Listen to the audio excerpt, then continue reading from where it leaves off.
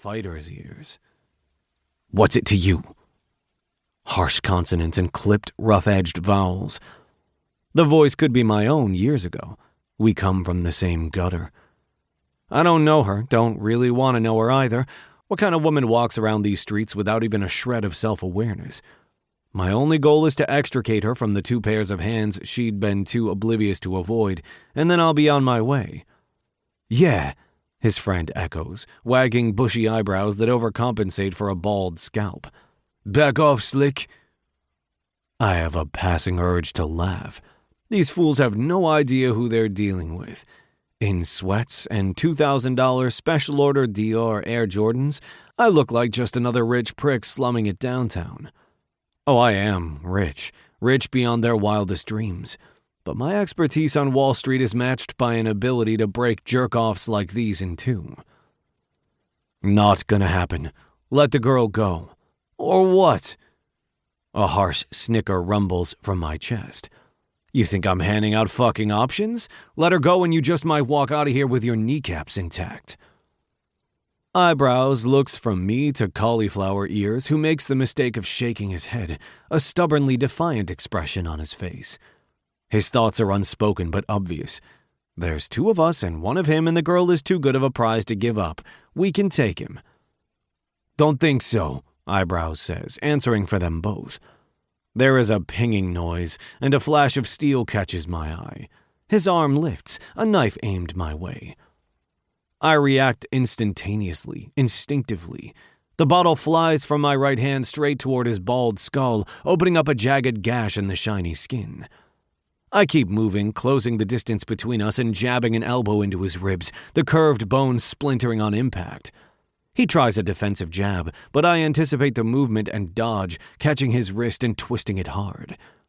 He howls in pain, his knife hitting the ground a second after I break his radius in half. The urge to destroy him is almost irresistible. What punishment should I mete out next? I could crush his nose with a spinning backhand to the face, collapse his windpipe with a vicious throat punch, or maybe I should pick up his own knife and... I stop myself, reluctantly falling back on the principles of restraint and discipline that are at the core of every true fighter. There is no honor in going for the jugular when a kick to the solar plexus will do. This guy, however, deserves everything I have to give and more. But there is the girl to consider. I step away and jerk my chin toward the far end of the alley. "Go." Eyebrows doesn't hesitate. Holding his broken arm tightly to his side, blood dripping down his neck, he takes off, his frantic footsteps echoing off the brick walls. Cauliflower Ears, having witnessed what I've done to his friend, shoves his hostage at me and sprints in the same direction. I catch her by her narrow shoulders, stifling the urge to chase after him and deliver an equally memorable lesson. "You okay?" She tilts her head back to meet my gaze, and it's as if I'm staring into twin flames.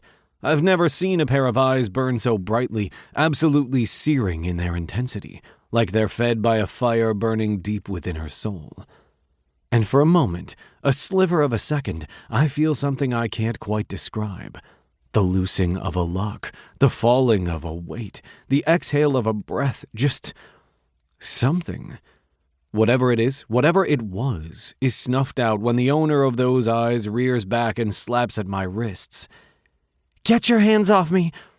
I release her immediately. What the fuck? Gladly. I've known plenty of crazy females in my life, but this one takes the cake. A naive porcelain doll who has no idea how close she came to being irrevocably shattered. I back away, but not quickly enough to miss her frown when she slides a palm down her side, her earlier anger turning to confusion when her fingers come away streaked with blood. Her blood. Fuck. Cauliflower Ears must have had a knife too. I catch her just before she hits the ground. Jay's face is impassive as I come out of the alley holding an unconscious woman in my arms. He opens the back door and I slip inside, cushioning her head against my shoulder. Hair the color of a freshly minted penny spills down my arm, pooling in my lap. Jay jumps back into the driver's seat, twisting around to look at me. "I've seen ladies fall all over you, but this one might be taking it a little too far."